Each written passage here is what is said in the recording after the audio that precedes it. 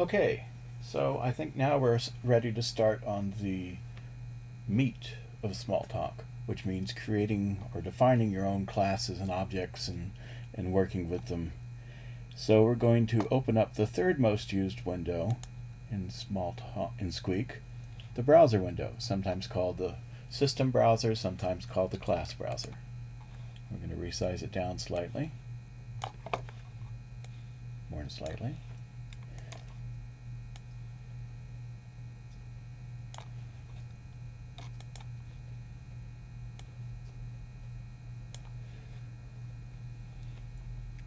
And we're going to look at what the system browser or class browser contains. You'll notice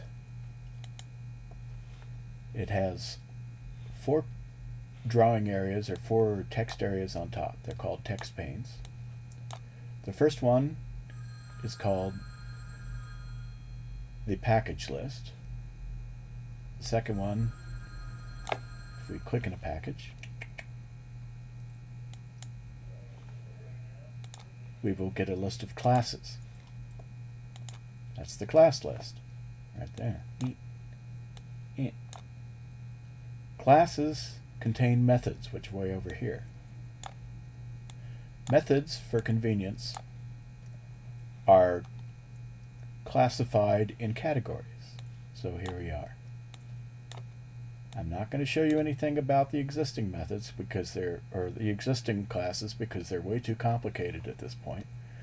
So we're going to create our own class. What we do is you notice that down here in this pane, it does several things. If no method is selected, then you get the definition or the header of the class. Notice it says, well, let's find a more simple class. User objects. Okay. User objects. Let's go up here a ways. I should have prepped this better. Let's go with integers or numbers. Numbers, you can see there's quite a few different classes of numbers. There's a complex class, there's a fraction class, and they are all subclasses. Integer is a subclass of number. Number is a subclass of magnitude. Magnitude is a subclass of object. Well, what does all this mean? We're going to go and create our own new package. We're going to call it, first we're going to add an item. We right click within the package pane. We add an item and it says, what is the category name? Well, I'm going to call it testing. Testing. And I'm going to say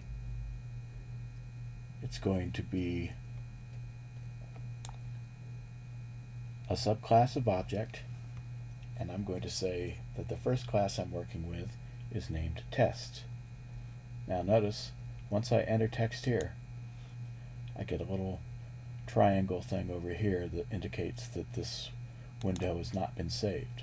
So I'm just going to do Command S or Control S for save. And now you see in the class window, or in the class pane, we now have a class of type test. It has no messages at all. So let's give it a message. We're going to say first message and save it. And sure enough, please type your initials to show that you are the person editing the code. And it creates first message.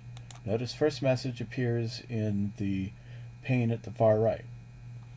It has a name, first message. It has no code right now. So in fact, if we were to, let's erase all this. We don't need to know about it anymore. You can go back and look at those tutorials again if you need to. So we're going to say my test colon equals test new. Well, test is a class, which is a kind of object actually. It's going to be sent the new message. I didn't define, if you look here we have instance messages, which are what objects work with, and class methods. I didn't define any class methods. So what's going to happen is the test class gets sent a new, and it finds out it doesn't have that message defined, so it gets sent to its superclass. The superclass, recall, here we go. If test is the subclass of object, then object is the superclass of test. And in fact, object defines many methods, but we're not going to look at them. We just know that when we send test the message new, it eventually moves up to object, and the object method new will be handled. So let's look what happens. We do it. Actually, let's inspect it. We inspect it, which means do it and then open up an inspector on it. Test.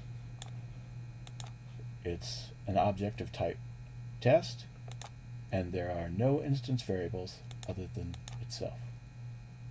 Well, that's kind of worthless, isn't it? But this is how you actually create a new object in Squeak. All things you see in Squeak are objects. This window is an object. This window is an object. This drawing area is an object. This button is an object. That little bit of text to show you what the button does is an object. They're all objects. And they all respond to messages one way or the other.